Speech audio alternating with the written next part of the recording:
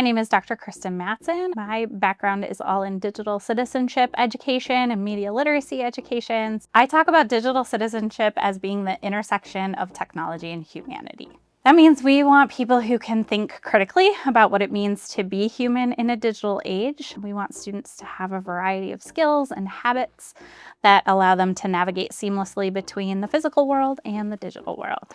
I think we want to live in a society where people are doing the right thing, where they're not using technology to harm or to hurt others or themselves. And so it's really important that we teach our students how to do that. There came a point in time where we recognized that there was a lot of great work going on with digital citizenship statewide. Most of that work was happening in silos without any sort of unifying framework or language that would unite us in our efforts to do this work effectively and efficiently. And so through our efforts with the Digital Citizenship Collaborative, we've continued to invite more and more groups to unite underneath that Edvolve Framework and to focus on really moving this effort forward together. The Edvolve Digital Citizenship Framework breaks digital citizenship out into 4 distinct strands.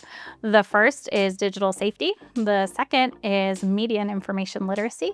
The third is digital health and well-being. And the last is social responsibility. Digital safety. I like to kind of pick on some of the old digital citizenship curriculum as being, don't talk to strangers. And now we ask strangers to literally pick us up in their cars with an Uber app.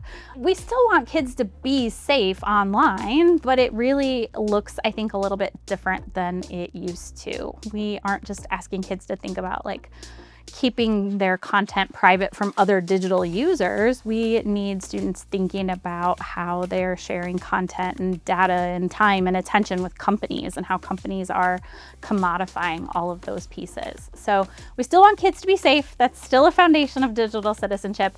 But if all we had was safety, we wouldn't be where we are today.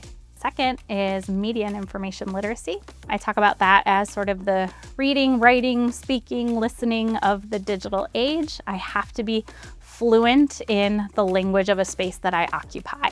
And so that means being able to create, consume, navigate all of that information with intention and with a skill set.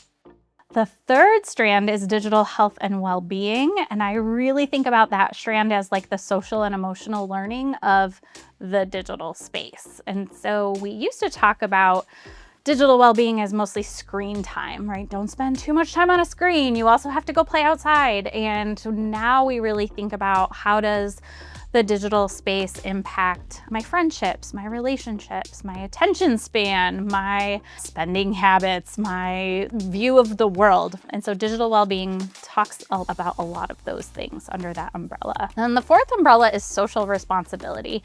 And that one recognizes that we are all shared citizens in this digital space and that we do have a responsibility to create the types of communities that we want to be part of. So do not litter is a social responsibility in the physical space. What does that social responsibility look like in the digital space? So I think it really is just about making sure that they have the skills, the critical thinking, the ability to collaborate, the ability to navigate tons of different media and information types. If we can give them the solid foundation, they'll be prepared for whatever workforce is going to meet them.